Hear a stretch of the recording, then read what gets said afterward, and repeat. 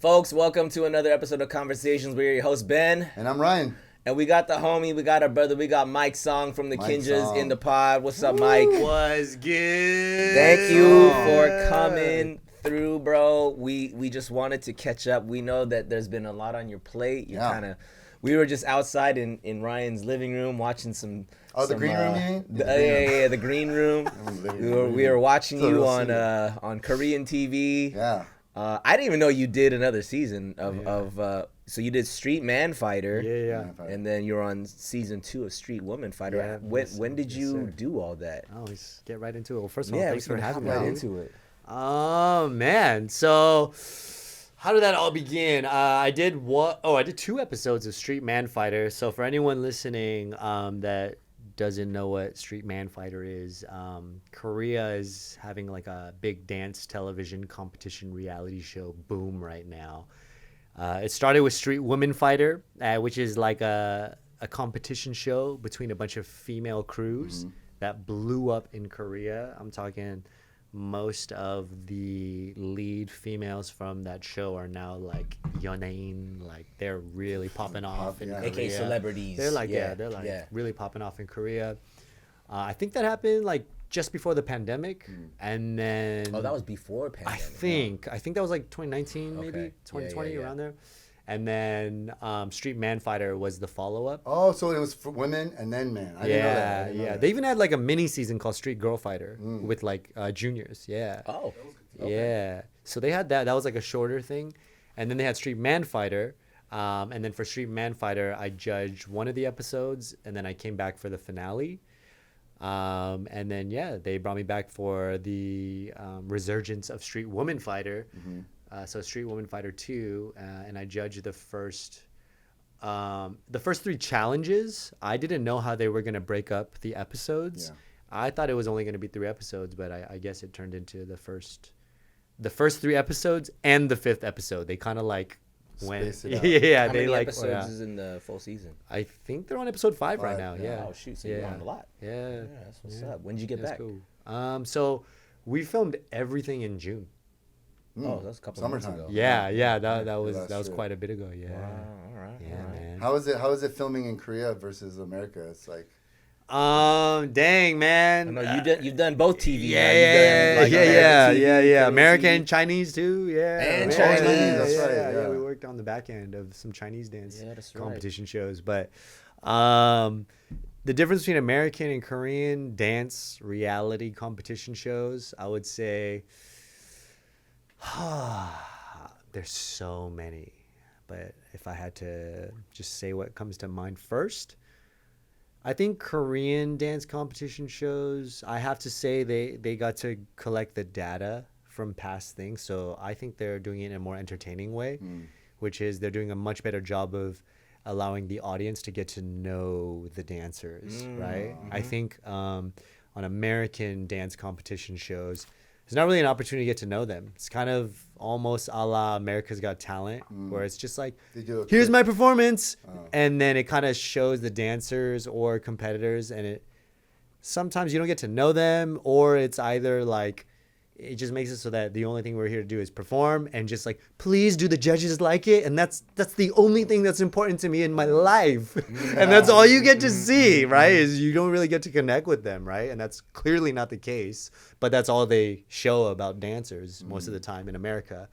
Unless you have some extreme story and then it's very clear and they try and hone in on that. Like, oh, we want to do this package about them because they have this clear story of like a, it's some, sellable, something, right. And you're like, oh, this is so, like, I want to know about the mundane things too, or the normal things about them and get to know them as humans. But they don't do that on American shows because they don't give a crap, I feel like on baby. American shows, if there is no real story, then they try to like fabricate totally. totally. It's like, right, your family hated that, right? And Right. they just try and mold you into that. Whereas in Korea, because the cameras are on 24/7 and it's a little bit more reality based, and honestly, it's better writing too. I don't want to say it's only because the cameras are on. Yeah. I want to also give Korea the credit that it's genius writing. The situations they put everyone in, I'm sure as a contestant, it probably sucks in a lot of ways because it's challenging in the moment, and stressful and creates a lot of drama. But it is really smart writing. Yeah, you know, it Koreans are creates a drama, lot of dude. tension. Would you Yeah, okay? like that. Since you've experienced both sides of the fence, being on the contestant side, and then now sort of being in the judges side, Yeah. which one would you rather be in on the contestant side, Korea or America? Knowing that, like, what they are put through on both sides, because you've been on both, or you've been the contestant here, and you see what the contestants have to go through there. Because to me, that sounds pretty invasive. Yeah. Like the cameras are Yeah, always yeah. on. That's Yeah, invasive, yeah. dude. You know what it is? I think it's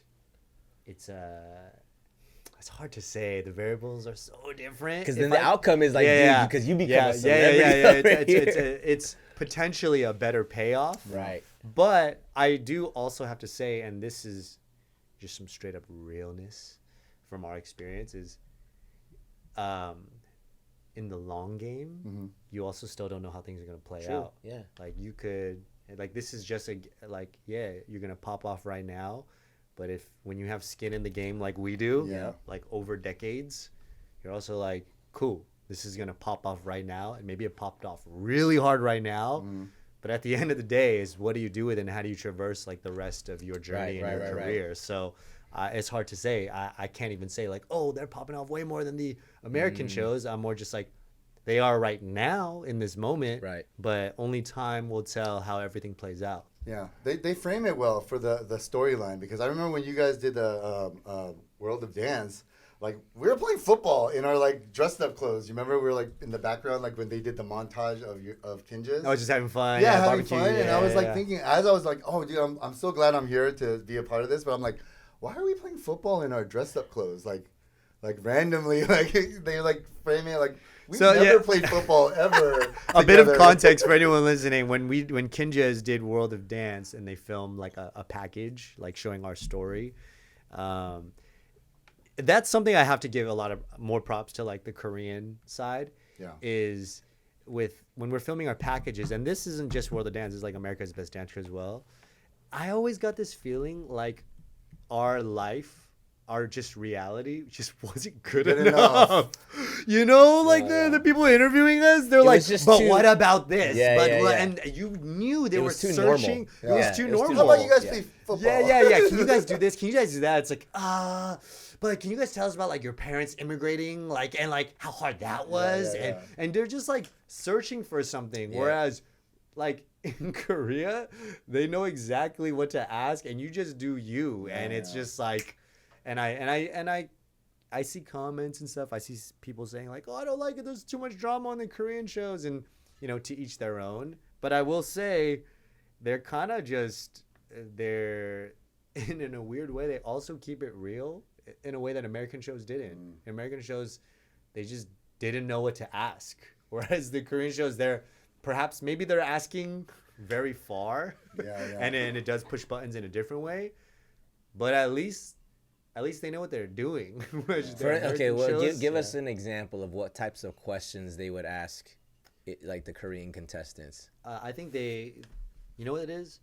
They do their homework about crews in a way that is so much further than American dance shows. Oh, okay. Way further. Yeah. So they research. So they're like, hey, I heard you left this studio. What happened there? Yeah. Like, they go so far. Like, honestly, like, I'm really grateful to have even been invited to do the show, and I'm gonna be super honest. Like, they could have got like just some 연예인 or superstars that are like, and they did, but they could have just filled the whole thing. And like, why the hell would they ask me straight up, right?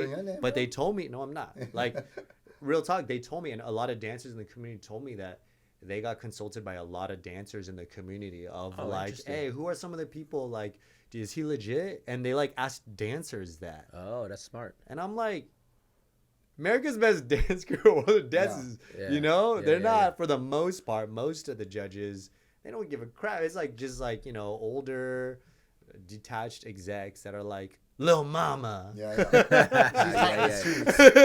her in or here. whatever, you know, like that what? was a really weird. Frankie Grande, or, you know, like. That was weird. You know what I'm saying? Yeah, Like, yeah, they're yeah. not doing their homework. Like, Right, straight right. up, I had to keep it real. It feels great to be able to just say this now, far removed from those seasons. Yeah. Like, whoever's in charge of those shows, their priorities are different. Yeah. I'll put it that Mhm, way, mhm. right?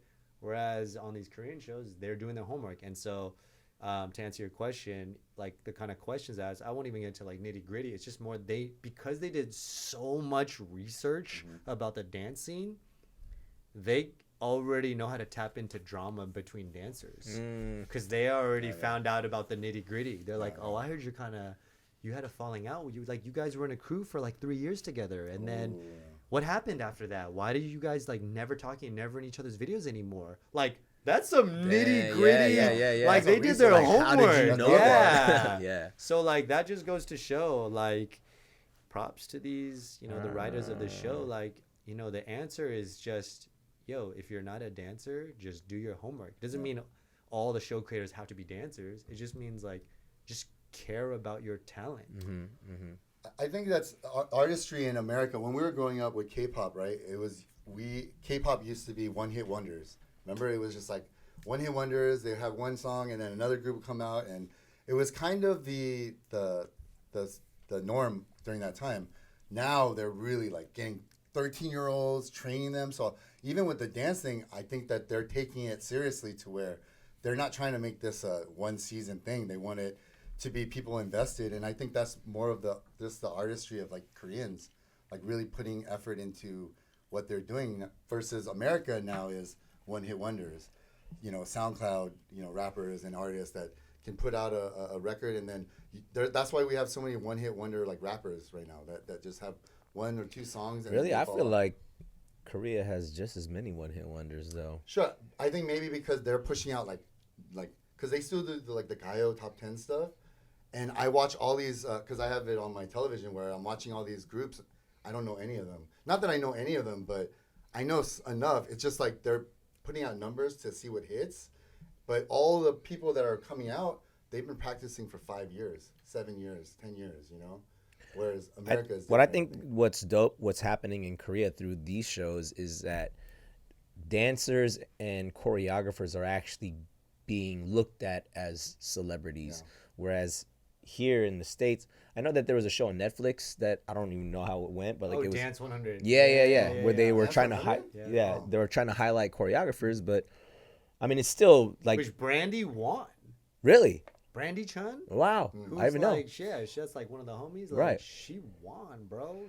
She crushed it. So then, but then they don't get that celebrity status that I feel like in Korea. It's like I'm understanding that people are becoming celebrity status. Yeah, I think. celebs.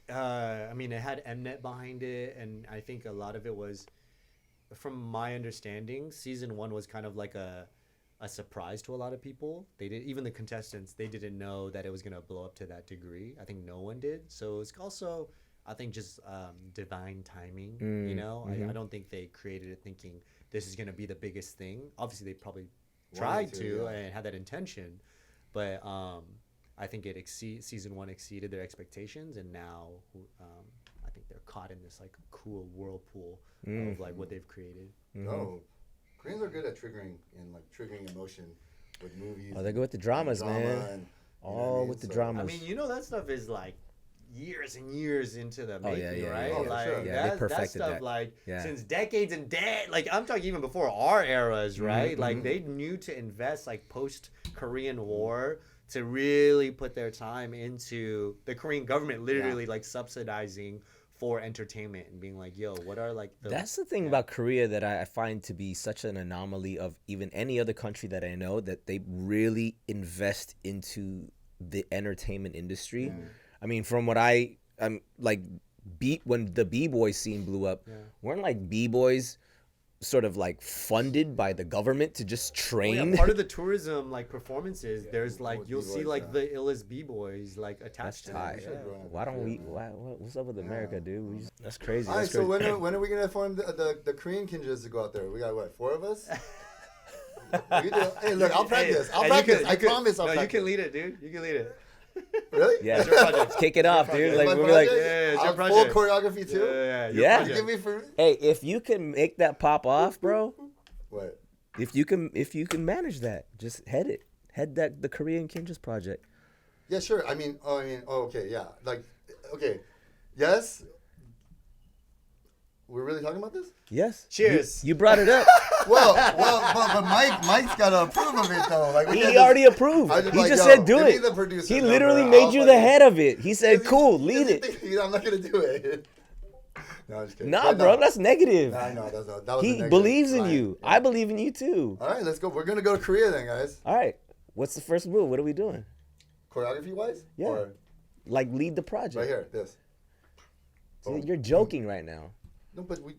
Okay, That I am sucked. joking. Yes, that is. Ouch, that hurt. Okay. That's not gonna get us into Korea I and make know, us I pop know. off, bro.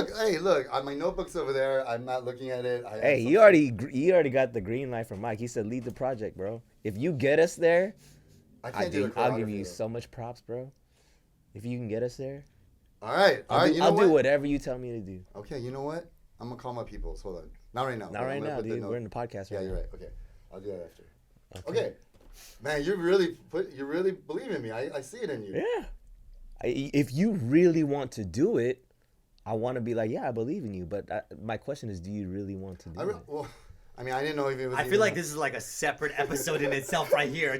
And I'll mediate this conversation between. Because you know what it is? There's so many layers here. Ryan says a bunch of stuff that I feel like he wants, but he wants someone else to do it. No. Am I wrong? Am I wrong? Yo, that's what Bro, Conversations am is like I a that- therapy session between It is, me and dude. Ryan. We work. I We feel work. that. I can see it on social media. we Maybe work because I some know you stuff guys out. even better, so I can feel the deeper details. This is where we work our And I'm stuff like, out. this isn't just conversations. This is No. like two friends with a lot of history Yes. He and pushes a lot me of unpacking. to do better. So, yes. No, you know what? As a joke, yeah, we're joking, but the fact that you're supporting me, I will fully support even you. just to see what that means to even do that. I'm down to even just go down that road, try to figure it out. But there's Explore, 4 of us baby. right now. Yeah. Yeah. Explore. Anthony looks Korean. You got last name Lee. Yeah. I'll see if Wait, he can- let's talk I'll about see if OG Anthony can come Korea. in. Like, you guys are connected to, like, if we were to take it back, okay, aside from, like, this generation, but we go back to, like, early 2000s. Oh yeah. Right? Yeah. We could talk about that. You guys were connected to the Korean scene. Like, straight the freak up. Let's talk about Yeah, that. he was too, right? But he kind of. I'd say stepped both you away. guys. Yeah. Both you Yeah, guys were, I mean, I was introduced to the whole K-pop world in 98, maybe 97. Lula. Yeah, whenever Lula was popping off, whatever. Maybe it was 97. But once I discovered K-pop and choreography, that was like I was just I want to mimic whatever this is. What was the first K-pop thing you saw, dance-wise? Lula. I went to a Lula concert. What moment? What was it? It was my sister took me to a Lula concert at Hollywood Park when I was in 8th grade. So whatever year that was like 94. Ooh, yeah, I mean, Rula's pretty OG. Yeah. That's That was like- 94. Yeah. And I was in love. I just was like, I need to figure out how I can start doing this, because prior to that was all just b-boying, like, because that was all I was exposed to at school. I just hung around all the Filipino b-boys. And what was that? What was the first like inspo b-boying wise? I don't know. I was like, man, these Asian people like that. I'm like, you look kind of like me. Yeah, you Filipino breakdowns. Come on. And then they're all breaking, and all the girls were into it. I'm like, bro, that's why I how did can it. I be down? How do I figure By this the way, out? I know we've been going into a tangent. Just a little blib. I want to say, I know we're like going off on a Korean tangent. In the wake of Filipino American Heritage Month, coming up in a couple days. Right. Yeah. You know, I had this like, this is so random. I was showering, and I was just suddenly thinking, because I saw someone's post. I think it was Josh Espinosa's post, like Sampa. Oh, yeah. Shout out Sampa. Shout out I Sampa. saw them post about Phil Am month, and I was like, oh, the next month. And then I was just like kind of marinating on it, and I was thinking about like dance culture in America, and I was like, yo, we all like assimilate because Asians just needed to assimilate in America. It's like, we're all the same. Like, we need to join up with somebody Yeah, here. right. We're all othered by everybody else. But now in this era, as like, you know, we're learning things. I also think it's really important to give a lot of respect to Filipino American culture. 100%. Yeah, for sure. Separate it from even just Asian, just put it this way: if there was like a FIBA World Cup for dance and everyone had to rep their motherland, the Filipino team, Well, yeah, they're in the finals at the very least. Yeah. And so I just want to, Who else would be shout in the out. They were also like, Who else would be in the final? No. That's a controversial thing to say because then I'm putting someone else up there as well. There's so many of them. well, okay, if you want to talk about When it comes history, to choreography. Yeah. We want to talk choreography. Then the Filipino Americans, like the contribution to choreography culture in this era, it has to be documented in history. Well, I mean, freaking Kaba Modern, bro. There's a 30-year legacy, 30-plus year legacy now. Yeah, you know what I'm man. saying? Yeah. So I think, when it comes to choreography, because of course, if we want to separate the different categories of dance from like b-boying to like popping and all, what in choreography, like there's so many different things. But Filipinos, as far as choreography goes, they kick things off. Like Filipino Americans that like, are peers, and I think we forget to say that because they're our peers. But I think as we get older, and I'm sure you guys feel the same. As we get older, and even when I'm like going and judging these shows, start to think more about like, all right, what are like we passing on to the next gen? I don't want to sound corny, but it's true, right? You start to think more about your life and mortality and all these things, and you're like, I want to just pass. I don't want to like preach and give like unsolicited advice. That's my pet peeve. But I do want to share data. I just want to be like, here's the data that I've accumulated on the journey. And I'm like, damn, if we don't document this stuff and we don't share it, people don't know. And I'm like, I'm kind of realizing not enough people give it up to like the clarity in Filipino Americans. Change the game. And there are peers. So I don't, it's sometimes I'm not like, yo, because I see them all the time, but it's like, yo, you want to talk like culturally? That's just a truth that I want to give it up to, 100%. Yeah. No, for sure. I think K-pop took on its own sort of like Beast. identity of for dance because I think Korea has always, well, probably just Asia in general, but I'll just say Korea just for the sake of like us being Korean, so we could speak on behalf of our own people. 100%. But like the fact Sorry, that I went on a tangent. but like Korean pop music was trying to emulate what they thought American pop music was doing, and so they're probably looking at the Michael Jackson, Janet Jackson, NSYNC, Backstreet Boys or whatever, and New Kids on the Block. And then they made their own versions, but they had these like weekly variety shows, right? Yeah. I mean, we had whatever, like Soul Train to things like that. They had that in the back in the day for those artists, like when they had weekly, yeah. So Korea, again, they're always just like at least a couple years behind. But then they kind of just ran with it. And then, so back in the early 90s when I found K-pop, it wasn't even global phenomenon back then. There was not even a term K-pop.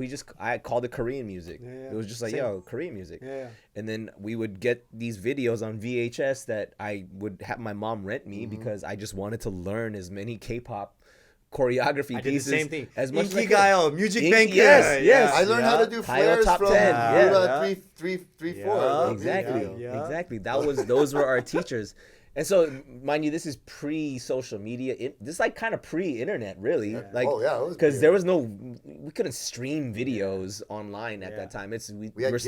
We're downloading from the Napsters and LimeWires at the time. But so when I would get these videos, bro, I would like just study them and literally, I would not return the video until I learned all the choreography. I did the same. Yeah. And if anyone needs a clarification, if there's any youngins who don't know what any of this is, like the only way we would get this, like I guess you're right, it's like an equivalent to a Soul Train, like for our generation, like early mid 90s to even early 2000s. You have to go to video stores to rent, where you rent K-dramas, but they would have like your TRL or your Soul Train, the Korean versions, and we would ask our parents or go with them sometimes to rent those. And the only reason why is you would skim through because there was a bunch of whack crew or whack artists on there too. But I would literally fast forward on our VCRs. I'm sounding old as hell right now. On our freaking VCRs, I'm fast forwarding, but you can just see the image. You can see the imagery, right? Yeah. And as soon as sometimes you might just catch a windmill all of a sudden and be like, "Oh, this guy's on his head." Wait, who is this group? And then that was literally our homework, because it was so rare before. But I would even try to learn like a 4-move combo. It's like a leg sweep to like a get up, and I'm like, I can't get it. So I would rewind it to the leg sweep to the get up. At it when it's like the cut where they they do the wide cut where it's Yeah. like far away, and then you're like watching it like you couldn't even zoom in at that time. So But those, see, like that's what was. that's why we're better dancers than these young kids, man. I don't know about Got it that, easy. man. You're saying some We content. had to learn on our own. Hey, We got the YouTube for the tutorials. record, that's just Ryan That's just saying me. that. Yes. Better is very subjective to yeah. you in this Okay, context. what I mean by better, right? NBA. Do we think the old generation was better or tougher, or like was old NBA better, or is it better now? I I'm hate asking those you. comparisons. The reason why I hate is because no matter what, the young generation got to learn from the older generation. 100%. So the younger generation, honestly, most of them are better, but because they had more data. Yeah, Right, that's Like what if I'm you saying. put them That's what I'm against saying. each Right, other, right. That's what I'm but saying. they had more data to pull from. If we had YouTubes, I had to go to Workman's Outlet on Sunset or Melrose just to get like breaking videos. And stuff. Yeah, big- so Workman's, it's not that yes. it's My a first one matter was of better or worse. Flowmaster. It's like who had more access to the information in the most convenient way. It's more just yeah. like who was Fine. great in their era. Yeah. They had better access. And it's just different eras. Yeah, and that's why as we Different move forward in like now. So into who's the a better future- hunter if you had to learn how to hunt on your own or learn from a book? Well, let's just say like That analogy does Yeah, not it- work. Does that That- work? that's what I'm Okay. saying. Right. Your term better, it's not the right word. You're right. Better is who has the most numbers. That's the better. Okay, yeah. It's like who maybe was the grittier one. Okay, maybe the caveman was the grittier one. He had to like figure out how to like kill animals with no technology. Like we I had gotta to do. We had to kill make fire and make spears. Radiotron. That's all we had. Now you have like guns and things like that. So like who's better? It's like, well, the person who can kill the most. All right. Okay. Fine. I get Most that point. skilled? That's a Most different skilled. question. You're right. That's what I was trying to say. Or most like Communication. innovative? That's another question. All right. Right? Okay, I'm curious. So after you guys like watch these videos, right? Like these TRL type videos, like your Music Bank, your Inkigayo. Music Bank, It right? was literally it says Music Music Bank. Bank. Thank you. And Inkigayo. Like, what was your guys's? What pushed you? I think this is fascinating to me, at least, and maybe in our age now, I think about like that, the purity of getting so damn inspired. They're like, I'm gonna just put together some friends and do this. For you guys, like, what was your guys' first foray into like, I'm gonna make a crew or I gotta perform for this thing? You know, when did it leave your bedroom? You know what I'm saying? Because there's a stage where you're like, I'm doing this by myself because I think it's time. 100%. I did it Yeah, by right. myself. Yeah. When did it start to show people, and then like it pushed you to like make it a group thing? Because I think that's the fascinating thing about choreography. Yeah.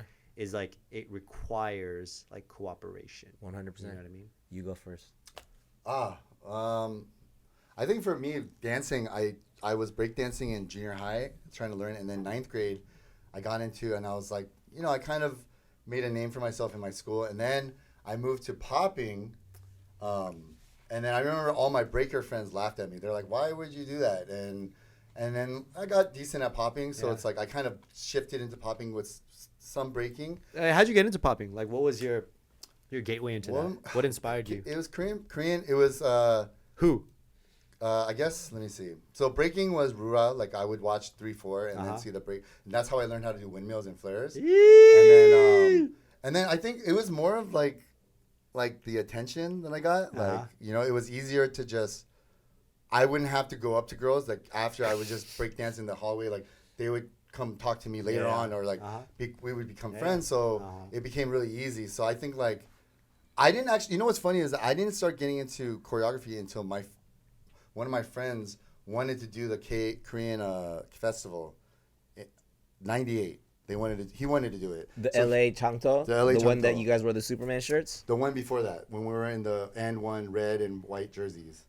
Oh, I think I saw The that year video. before that, yeah. I remember I think I like somehow got We that did from- Shinhwa, like the. So wait, was his name Chunjun from Shinhwa? He's the popper guy. Yeah, yeah. You had a very like Chunjun I style. was, I was and so you would come out during his parts, yeah.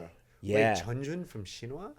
Wasn't it was it Chunjun? I forget his remember name. his Maybe name. I'm getting the name wrong. But I he's the- remember he- Chejin from Cheki. Oh, that he was dope. So it was like Woo Hyuk and Jaejin Yeah. from H.o.T. Yeah. Jaejin was I know, sick. and then there was that other guy, Jaejin and Jaedok, Jaedok. yeah. Oh yeah. Checky Jaedok had was a tight too. duo. Yeah. Jaedok was sick. Yeah. I was more the Jaedok guy. I was like, ooh. Hey, me too. I Yeah, always he thought was my Jaedok was guy. a little cleaner. Yeah. Jaejin, like, he had that suicide, like, front flip fall. Yep. And everyone was like, ooh, Jaejin's the dancer. But I'm like, yo, Jaedok be clean with it, bro. Yep. I was more the No, Jaedok and guy. I during that time, I think it was a lot of K-pop that that got me into it.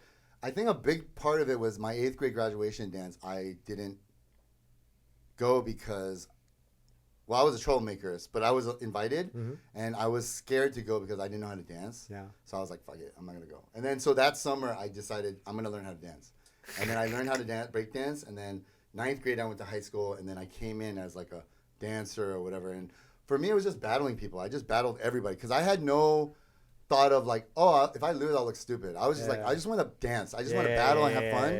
I knew you as that guy. You were like the clown guy. Yeah. Oh, ouch. Yeah. No, I mean, you just made everyone laugh. Not like because you sucked and you were goofy, but you had this like character where like you were the drunken Everyone master said everybody, guy, dude. I was dancing and I would always have this big ass smile on my face. I remember that. That's the first round I met. But you did the drunken master. I knew that was like your thing. I was like, oh, this guy Ryan, he has like this dope drunken master. Like, that was the one that knocked Mike's song out. Of, Wait a second. Guys, wait a second. This is like the Fans are like- 700th time I'm about to hear about this.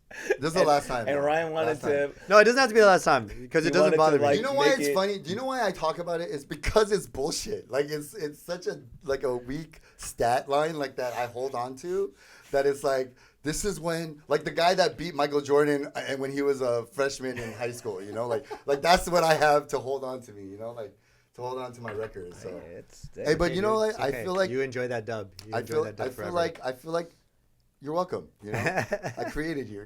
Wow. Let's talk Just about kidding, that. just Let's kidding. talk about that. Hold on. You know, I need I've a- been smoked by some goats, man. I need yeah, a I know. raspberry right now. But got that a was lot of hard after lessons. you know.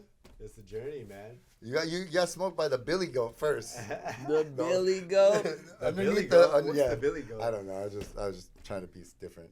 But yeah, no. But you know, Mike, I always bring it up. But if anyone needs to know, a collaboration 2000 something.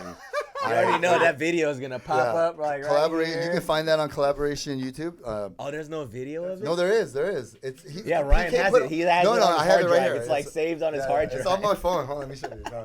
No, it's PK recently put up all the battles and stuff like.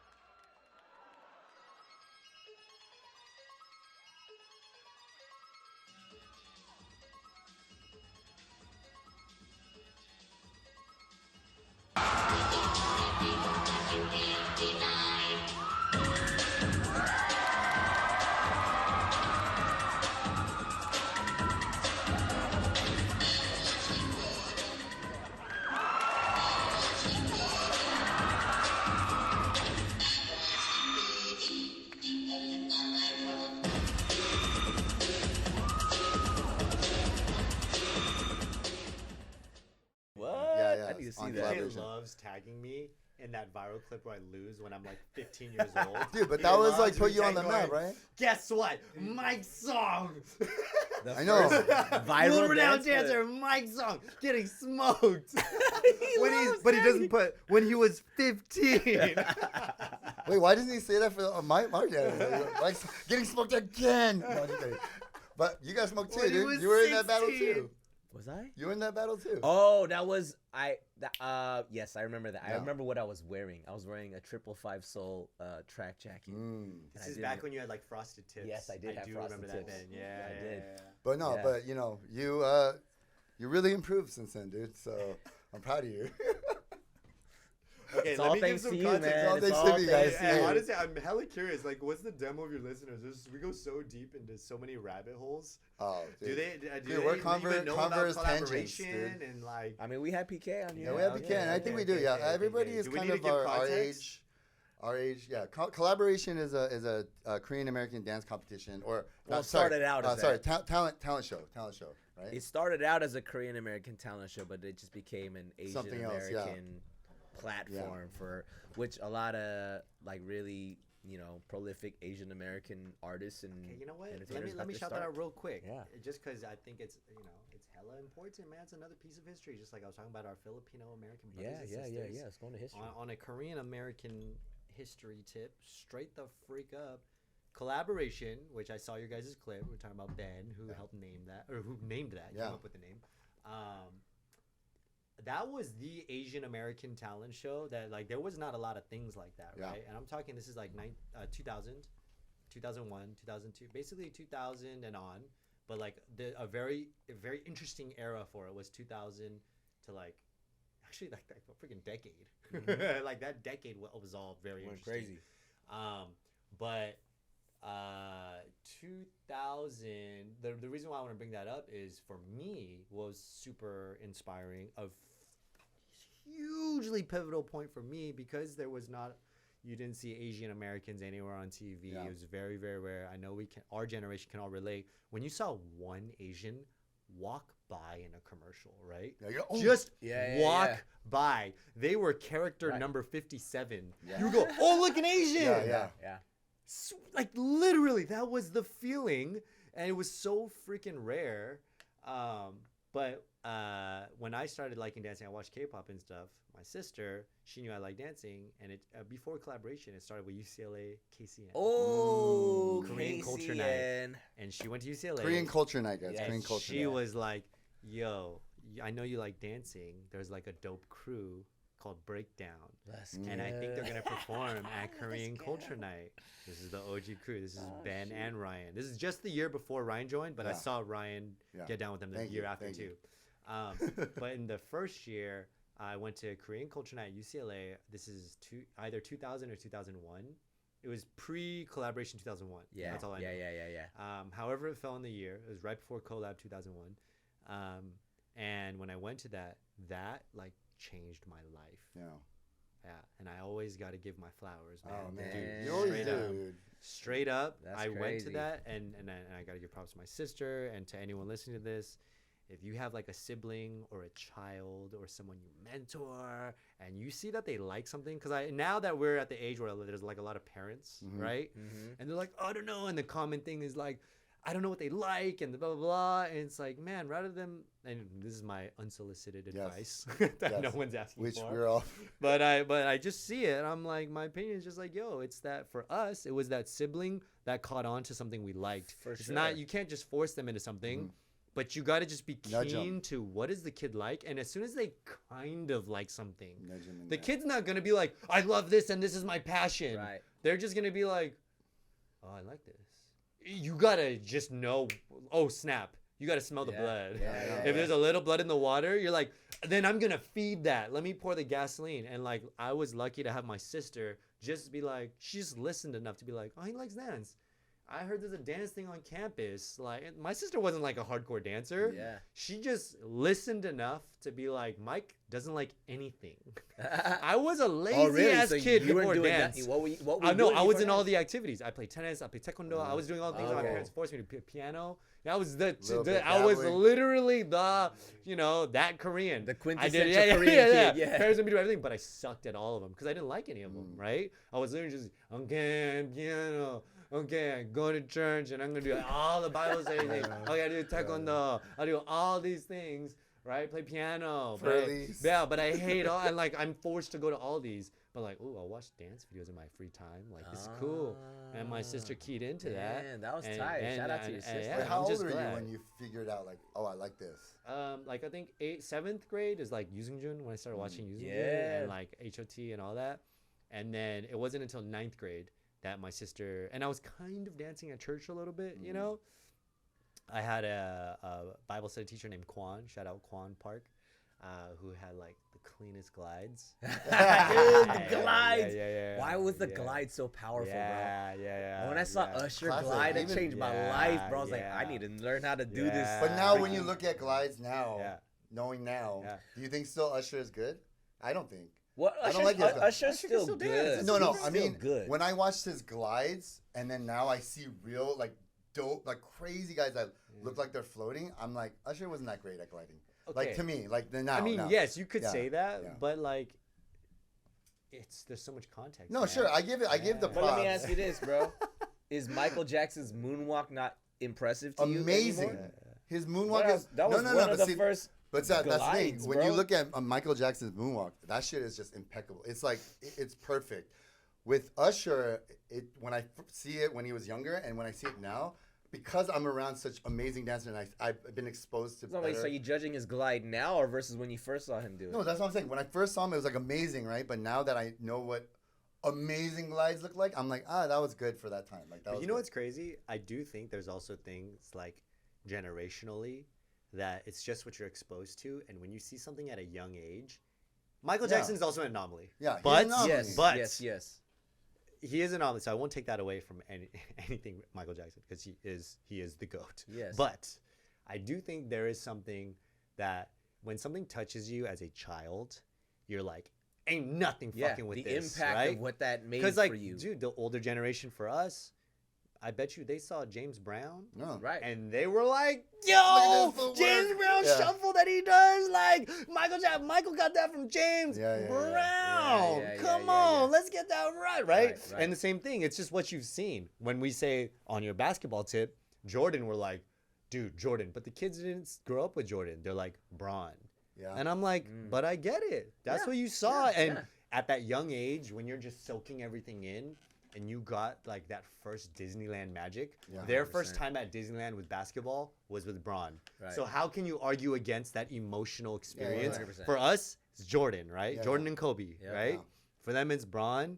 And so it's always gonna be like that. No, So when and you say I- yeah. Usher, a little bit younger generation who didn't get like the true Michael feels, but just got Usher, that's their go. Yeah. And then another younger generation can be like Chris Brown, though. That's their go. You know, and Yeah, it's yeah. like True. it's hard to argue. And You're an now, Usher guy. now there's these kids, these non-Asian kids who are gonna watch BTS and go, "Yo, but BTS though," and I'm like, That's hey, that's what's the up, one I can't. though. That's a pill that I can't swallow. Hold on. I get all that other stuff, but you can't say the BTS.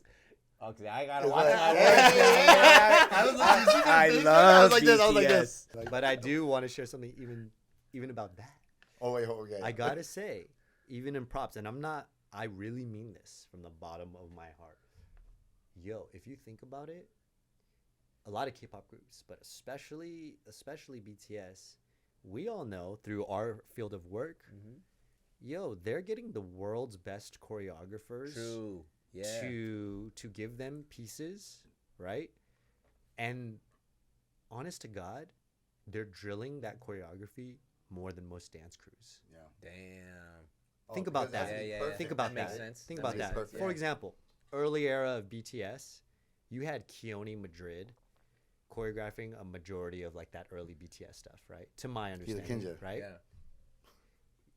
If you're drilling, not just Keone Madrid choreography, his staging, you have to understand that staging, that level of choreography, And that is you're difficult. And that's the high, Yeah. that is is super difficult. high Yeah. level. Yeah.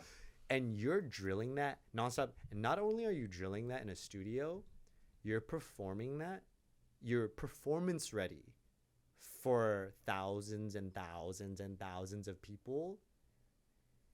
Yo, you can't knock the dance ability of what 100%. they're doing. Yeah. Yeah. Straight up. Like, honestly, Yeah. I watch BTS and I'm like, on a like, can they grab choreography and like crush it? Fuck yes. You know what? Because they're That's true. practicing at 13, And are they gonna 10. do? Yeah, are they gonna do it better than a Yeah. lot of professional dancers? 100%. People Yeah. who call themselves professionals. Yes, Yeah. I'm not just saying that because there's a BTS army who all thinks that no matter what. I'm saying that because even over time, I was thinking about it and I've been watching it. And I've been seeing some of them are like hopping on TikTok and just solo doing dance challenges. And when I watch it, I'm like, yo, they murked that. I legit think they murked that. And it comes down to a lot of things, right? Because that's the thing, coming back to this Usher thing, is like dance is like there's an aspect of it that's like super technical, but then there's a whole aspect that comes down to like the charisma and performance quality that they bring, right? Yeah. Maybe Usher didn't have he's not like on his tippy toes and just it's extremely illusionary, right? Yeah. Maybe not compared to like some of like the street dance greats. I see what you're saying, yeah. But is he gonna walk with a swagger? Is he gonna flick his jacket? Is he gonna fucking? Is he gonna eye fuck the audience? That's what I'm saying, bro. He's gonna Is he gonna swing that necklace and eye fuck the crowd? And so then when you got that kind of charisma, bro, you don't have to bring A-level glide game. You're right. Because you brought everyone into your world and you went, here's just something.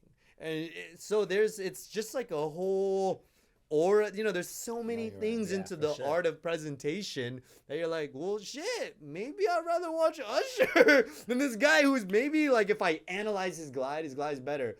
But like, damn, Usher's a seasoned ass icon performer. He's going to come in there and no matter what it is, he knows how to own an audience better than a lot of dancers. No, you know what I'm saying? I'm not saying that. So how dare you say that about Usher? I'm a piece of shit. I'm sorry. I'm a hater.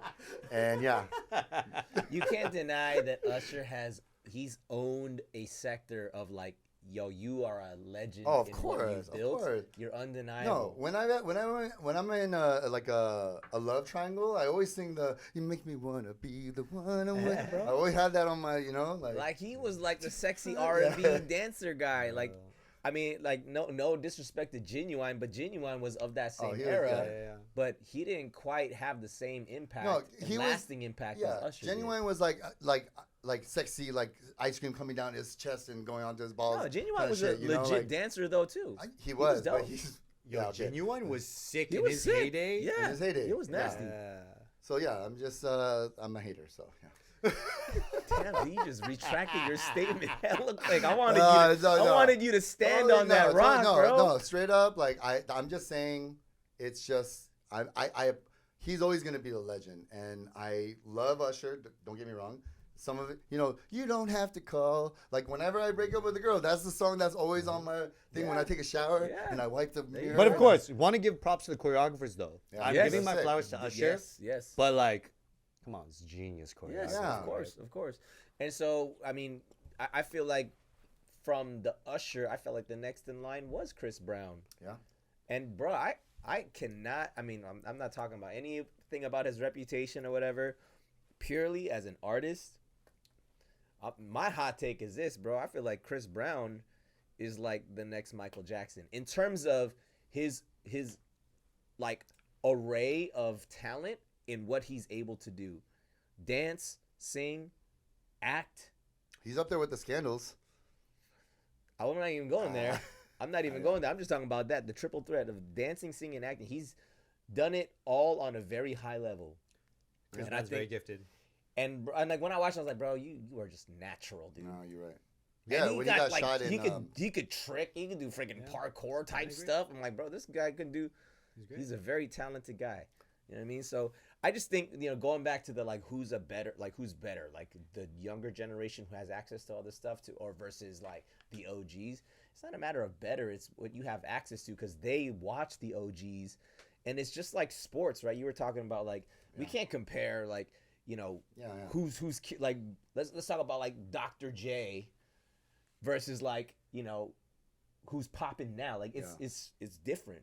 There's access, and they learn from all those generations, and they have the access to social media, YouTube, and then bro, it's just like evolution, man. People just at a younger age, dude, dancers at like the age of like 12 are phenomenal professional level dancers because they just have access to all this. It's like they better be better. Yeah. Right. Like you have so much access. That's crazy. But okay, outside of all this, I think we just went down this like whole rabbit hole of like from dance, K-pop, and all this stuff. Maybe the majority of your audience is like, no, they wouldn't hear get it. It's too much dance. No, we never talk about dance though. So now that you're back home, where are you at? Like, in your headspace of things. Like you just like when you're not dancing. you just like came down from all this like traveling and all this stuff. And I don't know if we've ever like, well, I mean, it's the first time you're on this pod, but like, where are you at in headspace? You're doing BJJ, right? You came in with a neck injury. We hung out a couple weeks ago. Yeah. Like, what made you wanna, like, I need another thing that's like very separate from all this dance world stuff. Like, what made you even go there? You've been journaling these days. Like, yes, sir. I know you're like in a different sort of life path. Yeah. I think, just getting older is just a natural progression of, all right, I want dance to be it's the transition of dance is my life to dance is a part of my life, and I want to respect it as a part of my life, but I need to like develop other parts of myself and just entertain other curiosities. So yeah, I started Brazilian Jiu-Jitsu this year. That was like an awesome journey just for hobby's sake. Just like I wanted some sort of, it like checked all the right marks for me. I wanted some sort of exercise, but I've always been wanting to do a new martial arts. And yeah, through all my research about martial arts, I just realized like Jiu-Jitsu was the right one for my personality. Very cerebral. What does that mean? What do you mean by right for your personality? Is it not based off of what is the most effective martial arts in terms of everyday usage? If you were to have to like, I would say, and again, yourself? I speak from this from a very, this is year one for me. So in the Brazilian Jiu-Jitsu journey, that's like I am an absolute like noob, Padawan to the max.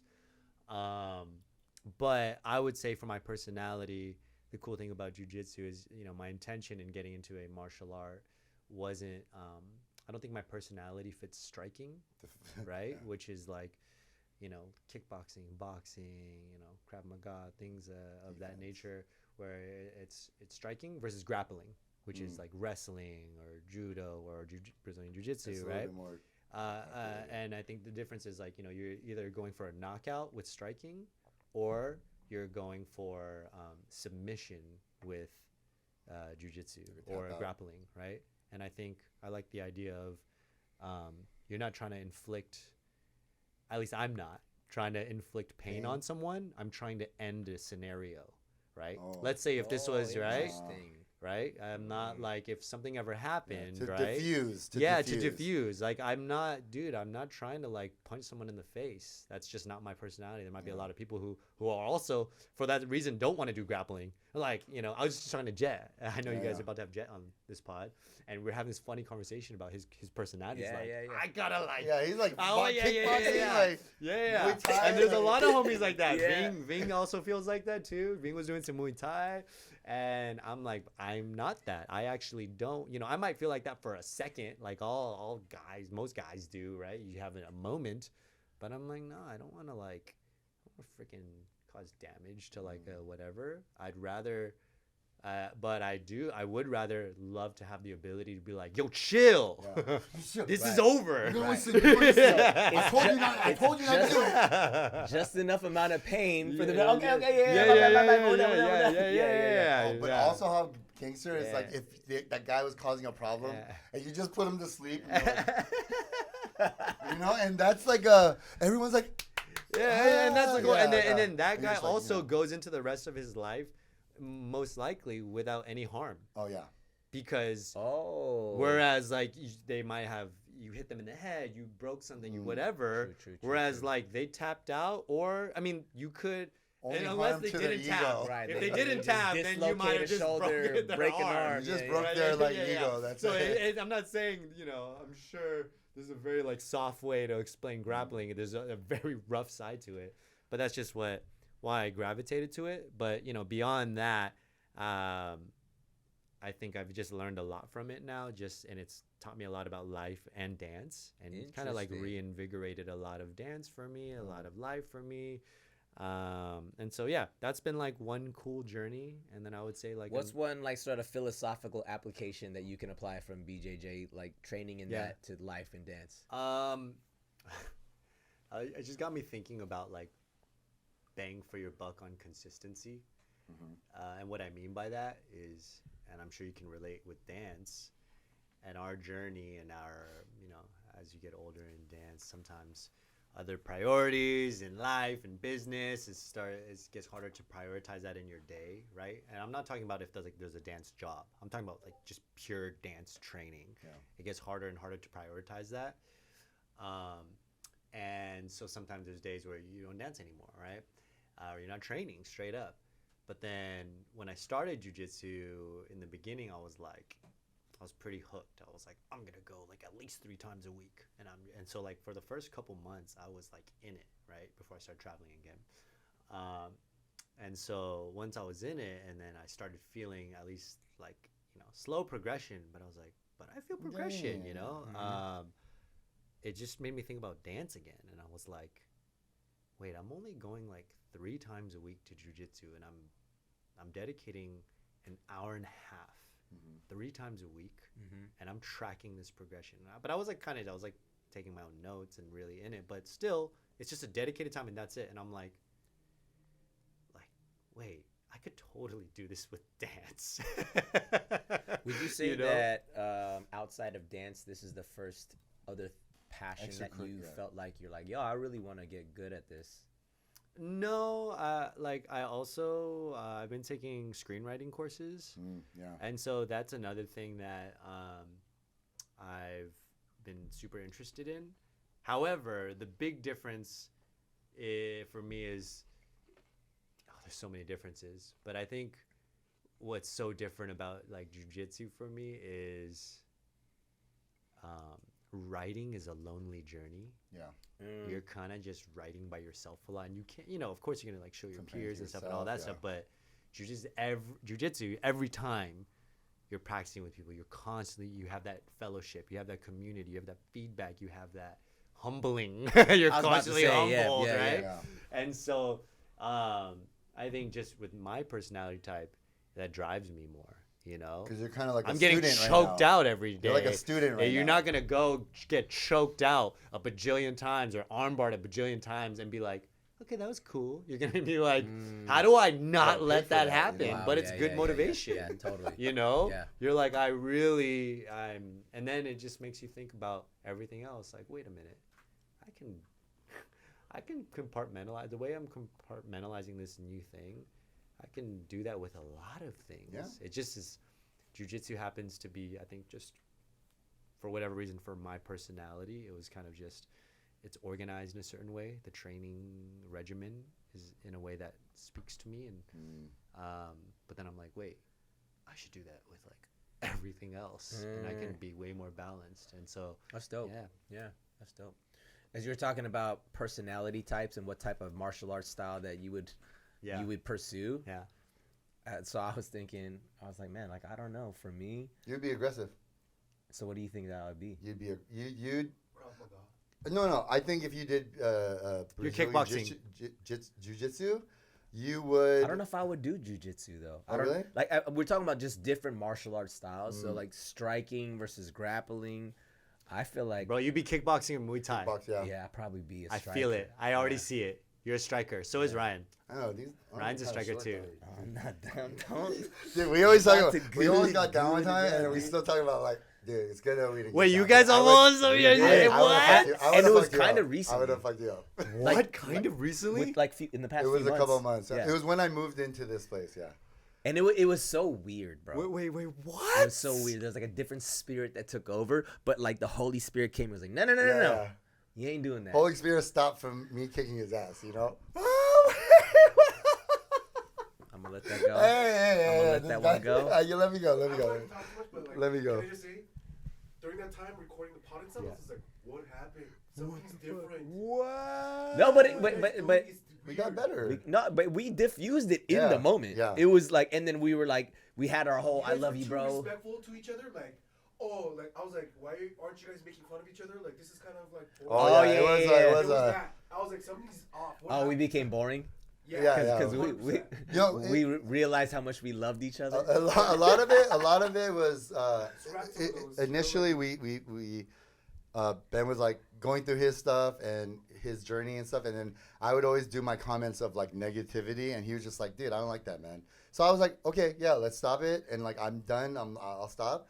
And then with the podcast and the stress from the podcast, like I remember he was talking to a friend, and then he was like talking to him, interviewing him, and then like I kept on interrupting, and Ben was like, "Shut up, Ryan!" And then at a certain point, we I was weren't like, in an interview. We were hanging out in your "Yeah, living yeah," room. but you were interviewing him, bro. Like it was like you were interviewing him. Okay, yeah. So I was trying to. So we were literally in his living room here, and then he had his friend over, and it was more at first. It was kind of like we were talking to him, and we were kind of not Trying to go at not like, in to convince agreement him. with him. Yeah, we so were it was kind of convincing him. It was weirdly like us not against this person, but teaming up, we yeah. were kind of on the same team, and then we were kind of not in agreement with his friend. We're not gonna name names.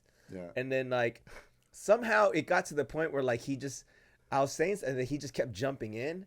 I was like, "Hey, bro, can you like let He's me like, "Shut talk, up!" And bro?" then eventually, I was like, "Bro, this is my house. Don't tell me to fucking shut up in my own house." And then like Ben was like, "Da-da-da." He was like, "You know what? I'm out." And he was about to leave, and then I was like, "Really? You gonna go?" And then he turned around, and we got into it. Like we were like this, What? You guys went face to face? face to face, and my friend kept on getting in the way, and the only thing we agreed upon was get this motherfucker out of the way. We kept on pushing him out of the way, like, "Get out of the way, bro." And then like it was like we are going at it, and then I had said something, but luckily, what I said, he snapped out of it. No, and so then this is it. I've been on a spiritual journey, like period. So I was kind of like, once I realized what was happening, I was like, whoa. No, we're not letting this happen. We're squashing this right now. Yeah. I immediately was like, yo, my bad, dude. I love you. I love you, bro. I love you. Yeah, we're not doing it this. went from 100 to 0, Yeah. and the guy that was in the middle, he was like, "The fuck just happened right yeah, now?" bro. It went from 100 to 0, dude. And I was like, no, we're not doing this. We're not doing this. Give me a hug, dude. Give me a little hug. context. My house, we just moved in. Boxes everywhere. Nothing set up. So literally, like, if we got down, it would have been everything, like hitting everything, like. And That this would've is been 20 some years, good footage, 20 plus years of friendship that we've never done that to each other. We've been pretty, I think, like, not respectful to each other, but like we've never gotten to that point. And it was like we got there, and that's why we're so great. But dude, that was all we needed to get to. I'm like, we didn't need to go any further than that, because I just knew at that point I was like, no, this is too far. We're not Hey, doing that's why a martial art would be great for you guys. Because also, He's like, yo. because it's a on my ground release. still. Oh, yeah, That's yeah, the yeah, other yeah, thing. yeah. The release you get, it's just chemical, right? Right, When you right, have right. somewhere to put any of that energy, and that's all the shit from your week, all the underlying stuff. When it gets to go somewhere, and I know working out does that a lot also. But putting it on someone else, like it feels better, right? I think there's such an energy to that is like a primal energy. energy. That it gets exercised somewhere else. So then you're also so like because I got injured recently and I haven't gone in like 3 weeks now. I went once just to watch because I was like, all right, I've been away for too long. But I do feel like I'm starting to feel like, oh, like I have some like aggression that I haven't like released, and then it makes me realize like, damn, that was a really dope thing that I had, like, you know. No, violence does a lot of things for like not violence, sorry, like physical, like that kind of stuff. Yes, like, that's 100%. Yeah. But it's great that I see that, because when I first met you guys, all the Kinjaz, you guys were like in this like creative like bubble where it's like, I love hearing that you're like doing like fucking. I love that you're a violent. No, not violent, but I just love that you're tapping into that side of you. Yeah. Where everybody else, where I felt like, man, I'm so negative, because I would always point out the negative, thing of that situation when everyone. But now it's like, I just feel like everyone's growing. But I love that you're fucking people up. Can you fuck people up? Can you fuck us up? Oh, I mean, Can I we think take if we you? were on the floor, I'm pretty confident. All right, Like, the camera. You want a rematch? let me just say, if you guys have no grappling experience, Yes. that's all. Oh, yeah. I got zero. If you have I zero got zero. grappling experience and we're on the floor, then I'm pretty confident. Yeah, I got zero technique. I don't know what's going on. I don't down have there. grappling experience, but I have wiggle out experience. And this is what I'll say. All it is again, I have to like, the white belt journey is like just filled with like. Are you still white belt? Yeah. I got one stripe. That's my one little, but it's just gallons and gallons of humility every day, right? Yeah, just imagine, every day, you're just basically going, every day, right? But and so you feel like you're not improving for a while, right? And the one thing is just, you don't feel your improvement until a couple months in, a newer white belt shows up. And then the only thing is, and then all it is because you still feel like, am I getting better at all? Like, I feel like I'm like, you're just questioning yourself, all that. But when a newer white belt shows up, all it is it's not even like a crazy ego thing. You're just like, oh so I forgot what I didn't know when I first started. And now you learn some foundations where you're like, oh yeah. So like the normal person doesn't know that. Like these simple things about leverage and weight changes, you know, where you're like, oh. So how does the sparring work? Are you always paired up against someone who's at least slightly a level higher than you? Yeah, oftentimes they're not gonna have noobs going against each other because that's the most dangerous situation. Yeah, because a higher belt knows how to handle that. Because noobs are always noobs are gonna hurt each other. Right. That makes sense. Like that makes sense. Grabbing the nuts and stuff. Yeah. You know, that's the Ryan. I know that's how you would do it. Day one, Ryan's just going for the nuts. He's just grabbing nuts, dude. Going straight for nuts. Your nuts would be hanging on my wall as a trophy. And you're arrested.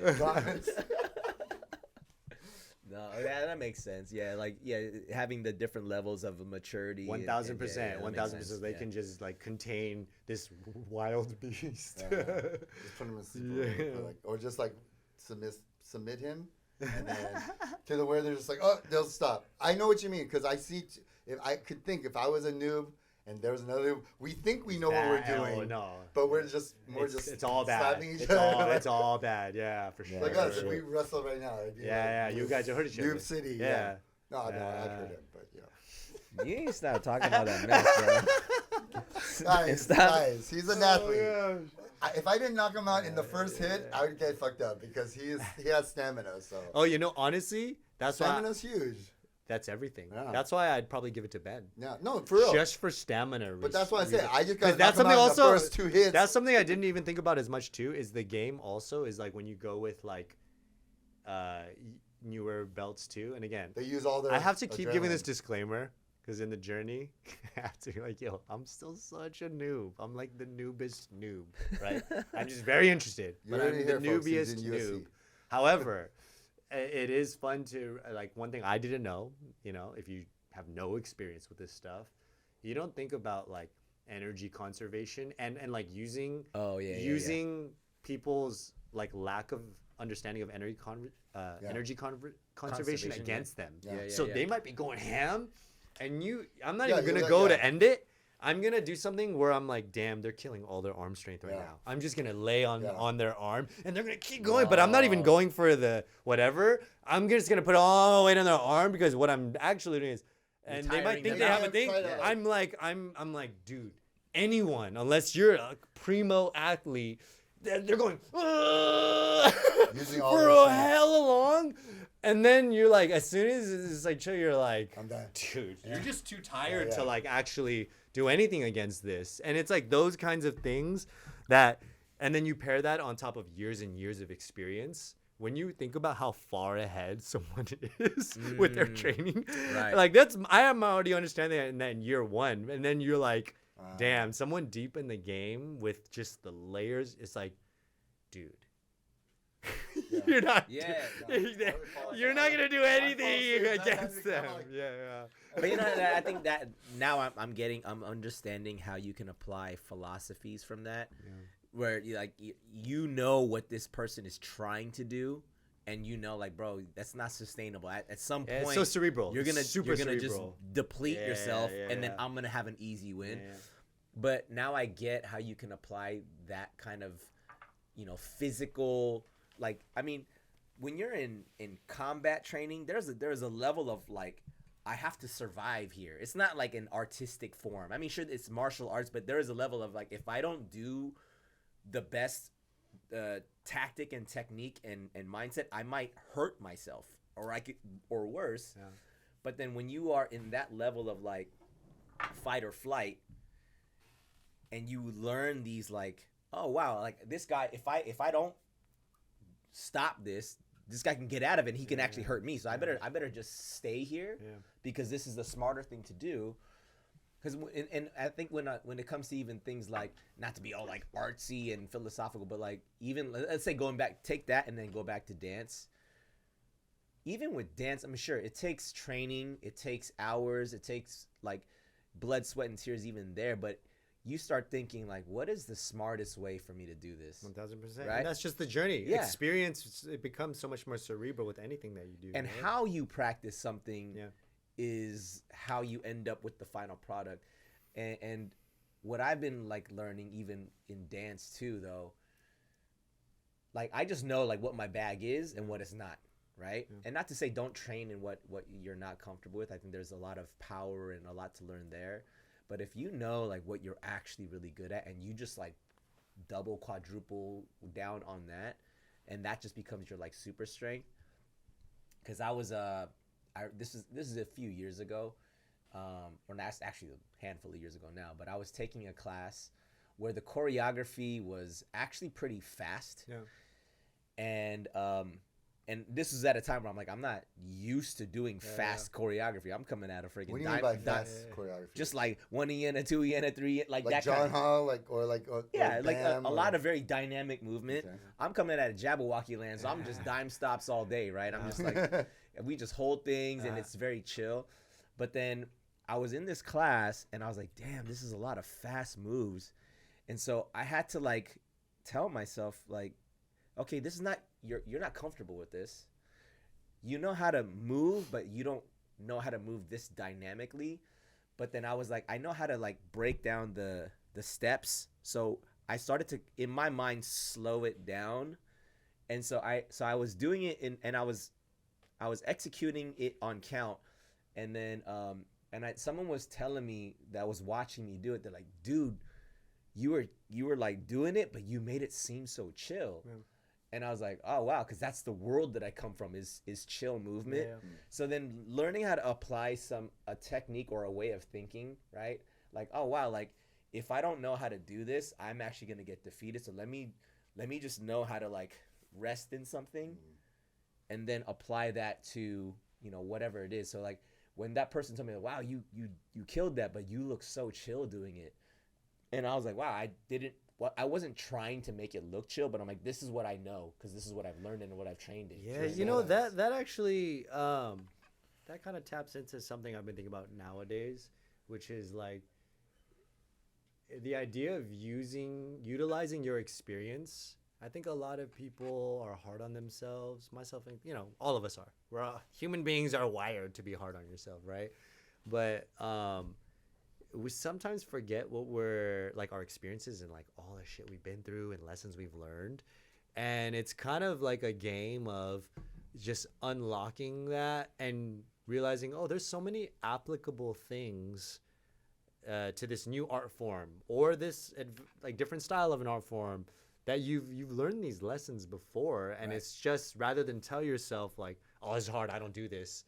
Or you can be like, wait, I could approach something like I know this lesson though, you know what I mean? Mm-hmm. And I've been thinking about that a lot. And yeah, this theme keeps crossing my mind a lot in different ways with my peers, students, of just the idea of not just negging yourself out, but just being like, wait, I can apply something, you know what I mean? Mm-hmm. You just don't have to be like, oh, why can't I do it exactly like this? But you're like, wait, I have like this plethora of experiences to pull from. I just have to be nicer to myself. Mm-hmm. Be nicer to yourself in your brain, and then just be like, wait, slow down, chill out, and just think like, oh, I've encountered something like this before, and then you can just apply that. Something that I've learned actually like super recently. I'm talking even like this week recently. Mm-hmm. Not that I didn't know this before, but I think it really just like solidified and it really just kind of settled in this week. Dude, we're living in a very difficult time, specifically because we just came out of this pandemic that was a once in a lifetime thing for pretty much everyone that's alive to this day. No one who's, maybe unless you're freaking 100+ years old, has never experienced something like this. So mostly every single person on this planet has experienced a once in a lifetime thing. So everyone's recovering from a pandemic experience.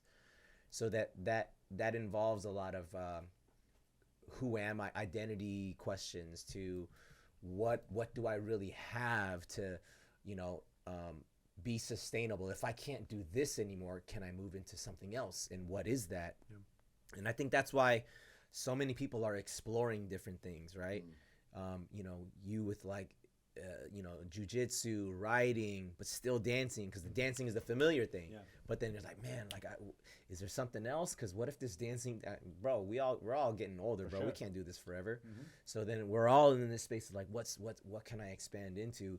And bro, I'm like, you know, we're pretty much the same age, but I'm still the oldest in the room. So that question is even more so on my head. It's like, what can you do? You've been doing dance for the better part of the last 20 years of your life, and that's been the thing that's been feeding you. Yeah. So it's like, if you're not gonna do that for the next 20 years, what are you gonna do? And so that raises a lot of questions. Your insecurities are like, boom, they're just like, totally, they're just floating to the top. Yeah. And I think what I'm learning, and even what we're talking about here, is you will never be as good as someone else was, because you're not that person. Meaning you can't compare yourself like, oh man, let's say Michael Jordan, is Kobe better than Michael? Like, no, you can't compare. Michael Jordan was Michael Jordan, Kobe Bryant was Kobe. They're different people. If you want to do it on stats or whatever, that's a different topic, but it's who's better, or can you be the next blah, blah, blah. Like, no, you can't. You can only be the one version of you. So I think what I'm learning in this season is like, yo, dude, just focus on being the best you, because you can't be anybody else. If you try, you're going to suck at that. You can't be the next anybody else. You can only be the first you. And I know we're getting all freaking like, you know what I mean? But like, but like legit, that's what I'm learning right now. It's like, you can only be you. And if you are down for that, that's where you're going to excel. That's where you're going to be like, yo, I'm just going to be me. You know what I mean? And it's dope to be able to extract things from whatever you can, whatever. Me, I'm like training for the marathon, and I'm like, I've never ran a marathon before, and I feel like I'm actually behind. So the next like 2 weeks, I got to go crazy with my training. It's in 2 weeks?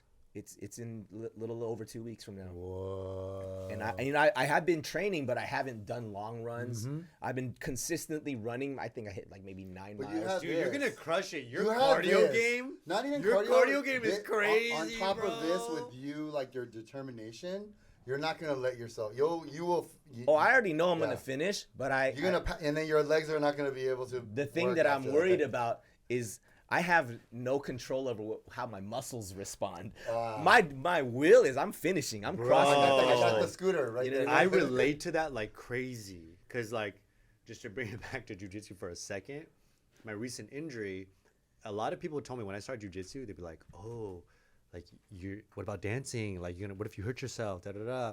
And I was like, I was kind of ego. I was like, I know my body. Yeah. The thing is, I'm gonna like, I'm not gonna. I really, at the very least, even if I get choked the hell out, I know I'm not trying to go crazy either, right? So I was confident. However, my injury didn't come from anything crazy. It literally just came from like a regular thing I always do, right? This is probably also getting older too, right? A regular thing I always do. And I just did like a pull. I just resisted something, and then my neck just totally like spazzed out, right? Yeah. And so I can relate where it's like your body now, but to encourage you, what that encouraged me to do is like, well, I need to strengthen my neck. Yeah. These things can happen. I wasn't thinking about like more preventative measures, I was just like, I know my body. I ain't doing like crazy. I'm not gonna put myself in crazy positions or whatever. Like, I'll chill my ego out to not whatever. I'm like, dude, I could manage the situation, right? But that taught me, it humbled me. But I think in that same way, I'm like, oh well, I need to strengthen my neck then. Right. And in that same way, bro. Yeah, man. I've been doing leg stuff. Like, trust me, bro, I'm on it. But the thing is, what I'm learning from people who do these endurance races, that it's like you can't train. There's nothing that you can compensate for versus time on your feet. Meaning time on feet, you can't like, oh, I'm gonna just do extra squats, and so I don't need to experience what a 16-mile run feels like. because I just squat all the time. Like, no, unless you do 16 miles, like, unless you're running for 3 hours, you don't even, your body doesn't even know what time on feet feels like. Yeah. So that's where injuries come. So I think that's it'll be where good. I'm like, okay, I really gotta like respect and honor what people who have done these things. Totally. I'm not gonna be like, oh, I can figure it out. I'll be For fine. sure. You know, like, no, you guys are doing this. Yeah, you I'm got gonna it, listen dude. to you. It's easy. This guy, dude. No, I hear that. So the next 2.5 weeks, I gotta get some long runs in, but I know my mentality's there, bro. I did the half marathon with like the last 8 miles of the thing. I had like an injury. Bro, I foot. can pace you. I just gotta have a scooter while you're practicing, not on the thing, but if you want to do it, Sure. All right. you know. Yeah. If you're down for that. When do you run it? You run it in the daytime, though, right? Where It's I'm in the working. morning. It's a I marathon. work no. When Sunday when morning. when do you practice? Like, when do you like? Oh train? yeah, dude, don't worry about that. I got that. I just need encouragement on the day. Oh, I'll off. be there, dude. I'll be there. All right, cool. Because Vero said we have to do that. It's funny. Even he doesn't want to be there. His wife's making it come. No, it was my idea. And It your was wife's holding you. and to she's it. holding it Okay, to it, good, yes. Good. You guys are crazy. Hey, Mike. Yo, dude, thanks for coming down and chilling, man. I didn't know we went from Korea to freaking BJJ and marathons, man. But I mean, outside of all that, man, you good, bro? Man. Yeah. I can't. Headspace, you're complain. writing. I mean, just the same. I can totally relate on the tip of, the transition. Yeah. Of what is this next season and the insecurities that come along with that, and transitioning to like your identity, because you've attached your identity to such a specific craft, and then you're like, what is it, what am I, with a different version of that, and finding that so difficult. So yeah, I'm definitely in the growing pains of that as well. On the bright side, I'm on this season of, I've been teaching privates again, and that has been like one of the most fulfilling things in my life right now. Sick. Yeah. And I realized that's the version of teaching that I like the most. And I've been teaching forever, but I teach classes, right? And I'm a very one-on-one person. And when I teach classes, I'm not deeply connecting with everybody, right? And so also when I do privates, I also like, maybe it's the season of life that I'm in right now. I'm also like, I also, it's not like I'm just going to show up and we just, I'm going to give it my all. I'm going to really look at who this dancer is. And you're telling me I can like really strategize how to help someone improve. I'm going to approach this totally different. You, for sure. And then it's like not just strategize off of like their dance, but I also can like connect with them and understand the context of their life. These are the things that interest me, right? And I think as we get older, I'm also like, man, I wanna just share the data that I have, because I've been thinking more about what happens after all this, and I'm like, okay. Bro, I think you're entering your sage Yeah, mode. yeah. Sage mode I'm right now. I'm excited, man. 'Cause this is like a new era of Mike's song. Yeah. Where you're like old guy. Yeah. You're the young guy for so long, and I'm like, Not quite old guy. but you know why I say Come that on, is because I always felt like Then welcome what's it, that though. make me? you're the guy? old guy, but you have a young spirit, and that's the thing. For me to come into this Way with to Kinjaz, backhanded compliment. yeah, Yeah. but Okay, here, I'll look, take it, I'll like, take it. it's just listen, it's gonna be good. Like, like when it's nice because you have this, Kinjaz. It's like the Lost Boys, you know what I mean? And it's like Peter Pan, you know what I mean? So it's like hearing Peter Pan. Am I like I'm like the Robin See, I was Williams? Shmi, okay? I was Shmi, like the old, like the pirate guy. Hearing him, like You kind of are, though. right? Yeah, you actually are. So like, In this social clip, just put Ryan next to Shmi right now. The Robin Williams one. Yeah. It'll Robin make it Williams easy one. for Mark right now. yeah. So yeah. So I think, dude, you threw me off with this. Nah, so Mike's Peter Pan. I'm not Yeah. Peter Pan. We're all Peter No, Pan. but I'm it's nice We're to all see. Rufio. Everyone wants to Oh, be we're all Rufio, really. Rufio, bro. Real talk, everyone wants to be Dante, Rufio without Dante the Bosco. dead. Bosco. But it's nice to see the like even for me, like seeing. Maybe it's weird to say this, but seeing Mike coming closer to my mentality as an old guy, like, it's brought us closer too. You know what I mean? Like, we connect on like what's hurting, like what things are hurting, and people. I used to talk about it only, and you guys were like, I don't get it, because we're still dancing. So are you trying to pull us closer into your world, into being old guy? That's bad. The world. If anything, we should be bringing you closer to where we're at. You guys have. Look, I'm growing That's my true, hair, though. That's true. Like, Ryan, you've actually become a way less negative person since you've been at Kinjaz. Seriously, because I look at the glass half full versus half empty, right? Yes. And I appreciate that. So it's like it's a good thing to see that. I always thought that I was like super negative and outside of the thing, and we could never like connect other than like dance and stuff like that.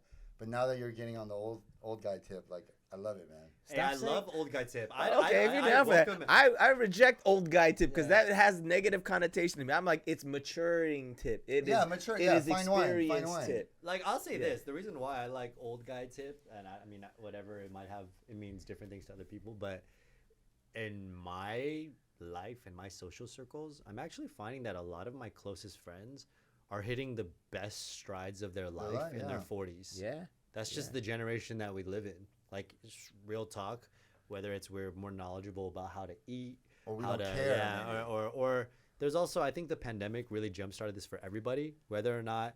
I definitely felt like this about a lot of my peers who are in a creative, like professional hustle, but the pandemic, I think, turned everybody on to like tapping into the majority, the masses, into this like self-searching, right? And I think as a result of that, it's kind of in a beautiful way, as much as everyone's kind of struggling in different ways too, right? It's also enacted, I think, at least I've seen a bunch of people to be like, I could fucking do that too. Creativity. You know, creativity. Yeah, it's not like, how much more talented is that person? They just went for it. Yeah. And I think because that's activated that in so many people, I personally think that's the fountain of youth, right? Just following your interests and not just bucking down to, well, you got to do shit you don't like, which is a part of life too. True. But if you do that without like still searching for like entertaining your curiosity, then I think that then you're aging. But if you entertain your curiosity and you try to keep that alive as hard as that is, then I'm seeing that with my peers. Like you're hitting your different strides. I'm seeing it in their physicality. I'm seeing it in their health.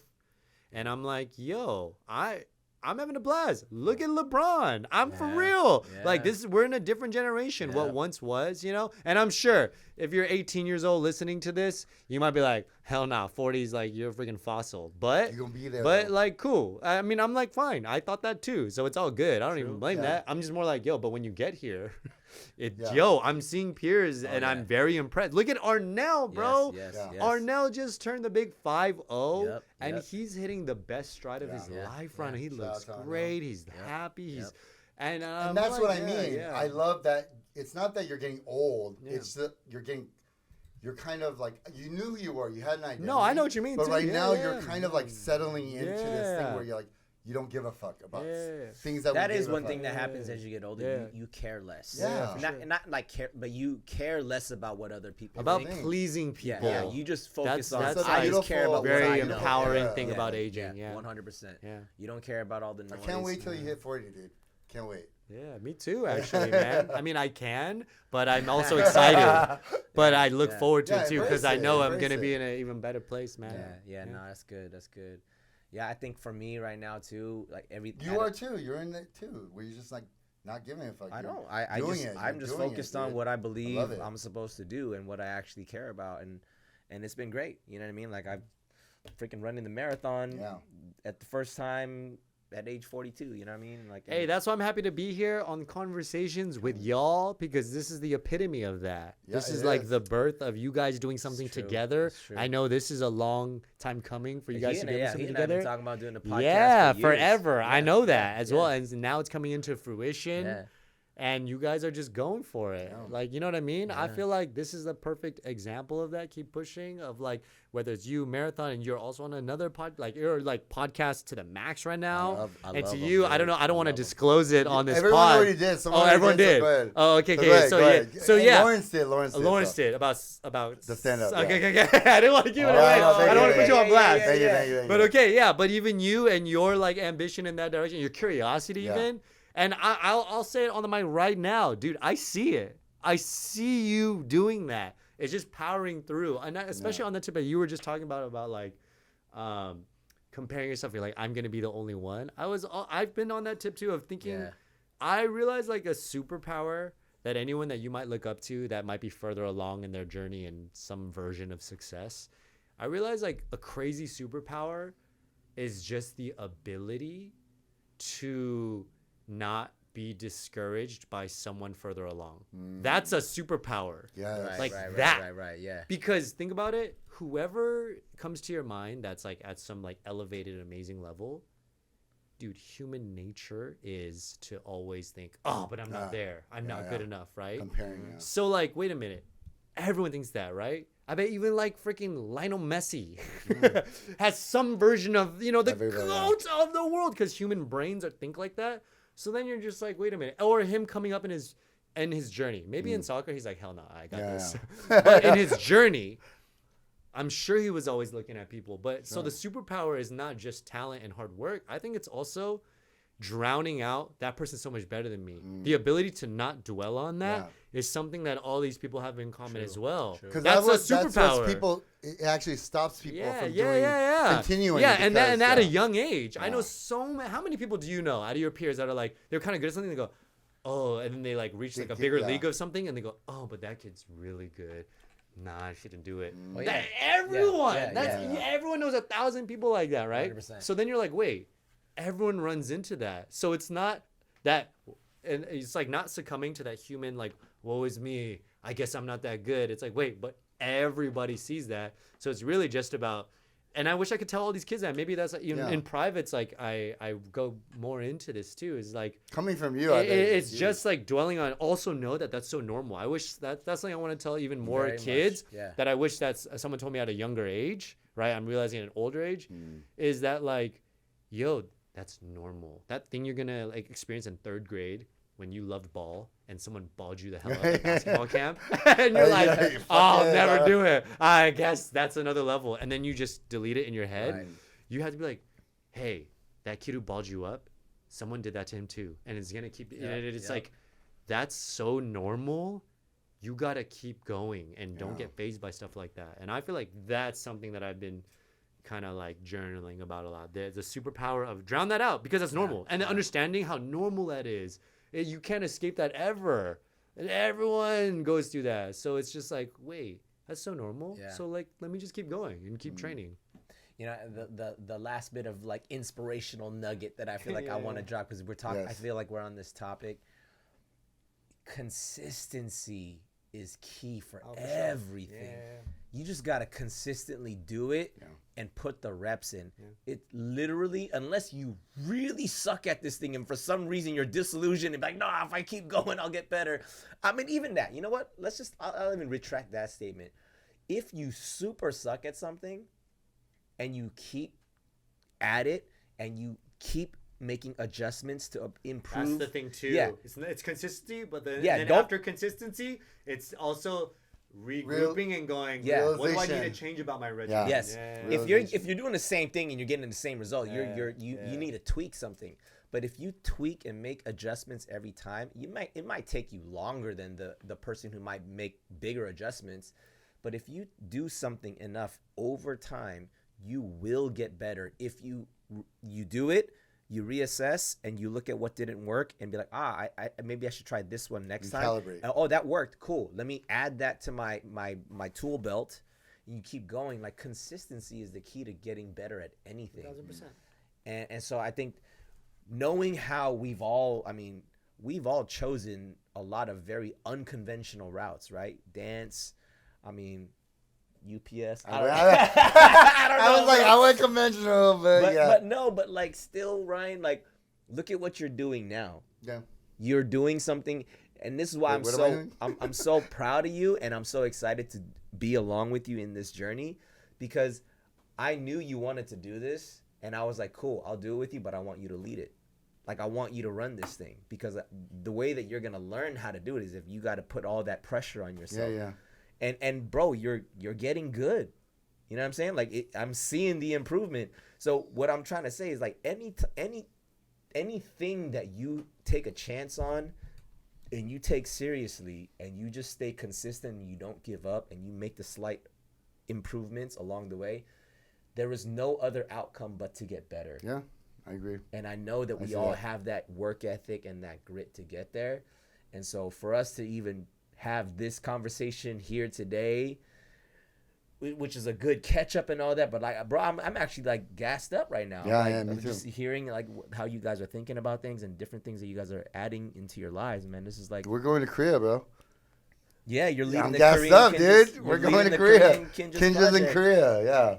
I gotta say, I really feel like, you know, the more you guys even build this Conversations podcast too, like, another thing, I keep going on and on about this idea of getting older, but you know, this is what happens when you get to like your later 30s to 40s even.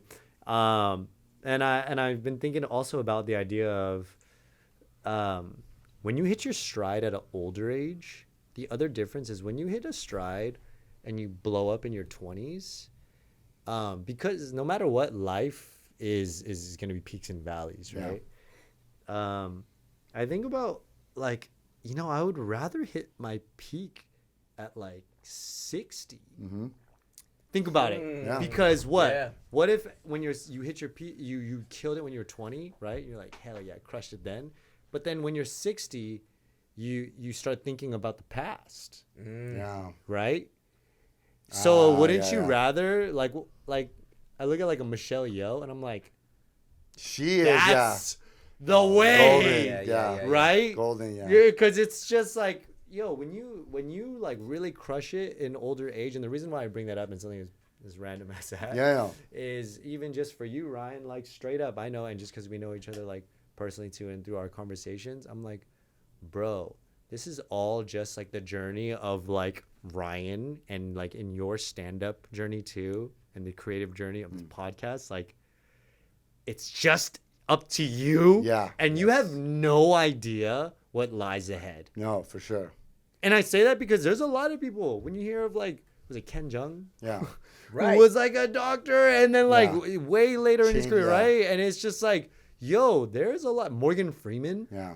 This one, you gotta fact check me, but I heard that like he was also later in his journey. Yeah. That he like blew up in his acting Bro, journey. so you know, I was hearing, I saw like Seth Rogen, he was on a podcast and he was talking about literally the same topic, like you just got to keep at it and you never know when you're gonna hit your thing. He said, You gotta keep at it. he said literally, he's like, I didn't know who Ian McKellen was until he showed up as Magneto, as this old guy, and then he was like Gandalf, but he's like, did Ian McKellen just start acting at that age? He probably had been doing this 1000%. for years, and then he finally had his break as freaking Magneto, this old guy, and like most iconic characters, right? Magneto and 1000%. Gandalf. That's Like, exactly what he was just I at his vibe craft. with that He to never the stopped. fullest, man. Yeah, that was just really good. Yeah, you just got to keep going. If we're still You could be here, Magneto, No, bro. if we're still alive, we're here for a reason. Well, let me tell you, after becoming a Kinja, it made me realize, hey, I gotta put more effort into this, because if these guys believe in me, like this crew believes in me to let them join this crew, then I need to believe in myself. And that's what I've been going through. So. I love that, man. I love that. Yes. Hold on to that. Yes, I am. Trust Hold me. on to We're going to that. Korea. That's the soundbite right there. Yeah. That's the soundbite. Yeah, we're going to have this freaking heart around us.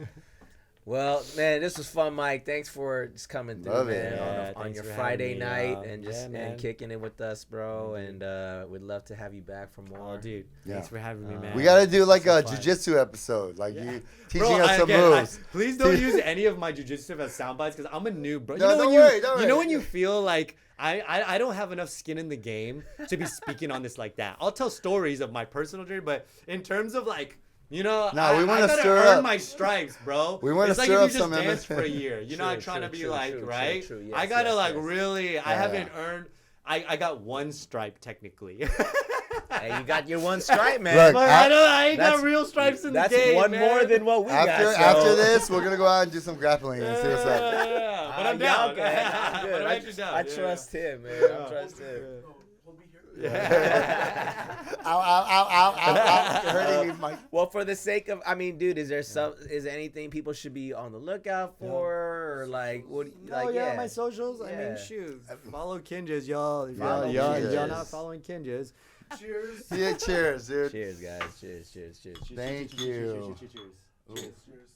All right, Thanks for there having it me. is. This is a blast. Yeah. So follow Kinjaz at Kinjaz. And my personal is Mike O Song. Folks, thank you for tuning in to another episode of Conversations. Make sure you follow us on our socials, which Ryan has. It's Conversations_pod on all the social medias. We love you guys. We'll catch you on the next one. Peace out. Peace.